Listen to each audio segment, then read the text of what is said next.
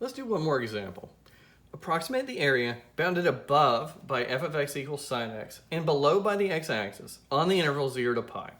Use an upper sum with n equals 6. Well, I'm going to start with a picture.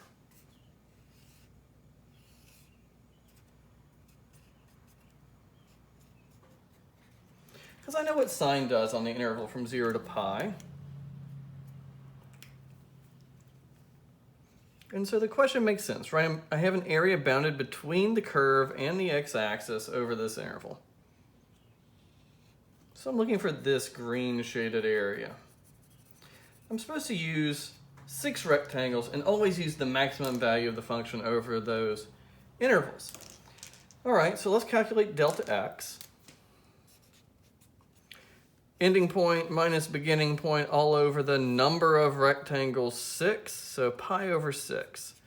So I need to chop up the spaces between 0 and pi so they're all pi 6 units long. Well, that wouldn't be too bad. That'll be 1 pi 6, and then the next little dash would be at 2 pi 6, which is pi over 3.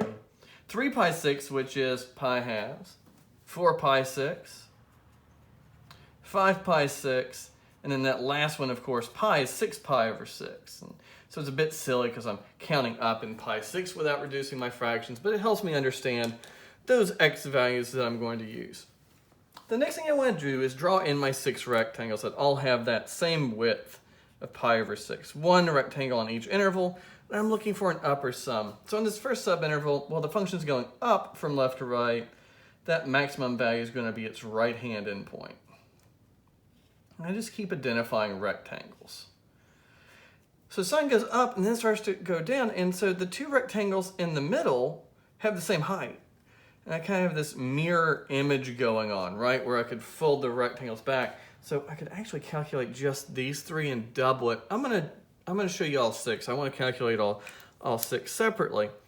But I do know the x values now that I need to know y values for.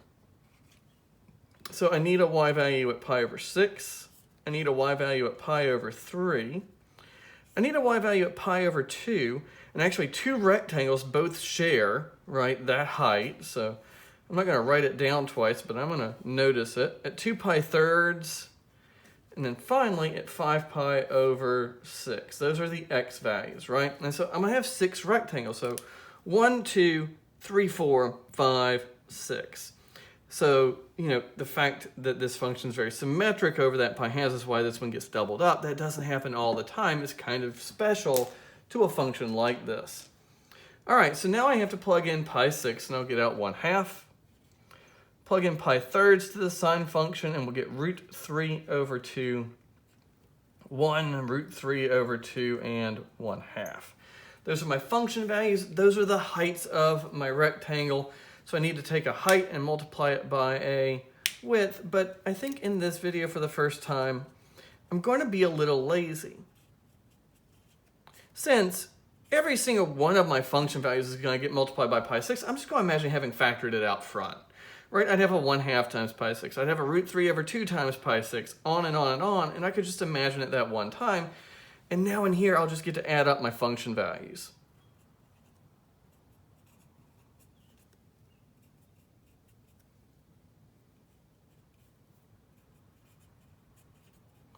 All right, 1, 2, 3, 4, 5, 6 heights for 6 rectangles, right? 1/2, root 3 over 2, 1 again, root 3 over 2, and 1/2.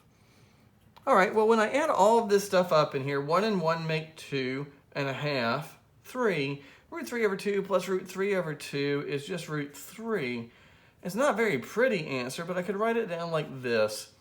But I think for our purposes, maybe an approximation that's 2.477 square units. That's my area approximation for this function. Okay, well, I know it's an overestimate. It's actually not a bad exercise for y'all to go through and do the lower sum for this function, but I'll let you do that.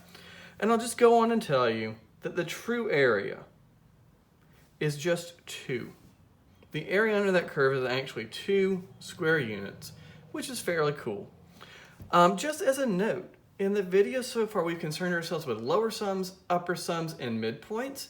Later on, it might be convenient for us to use right-hand endpoints exclusively or left-hand endpoints exclusively. To do this upper sum, I had to use some right hands and some left hands, and we've seen at least one freehand example where there might have been a max or a min in the middle of an interval. Sometimes it might be convenient just to choose the right-hand endpoints and see what happens. That won't necessarily be an upper sum or a lower sum, but it would just be another way of finding an area.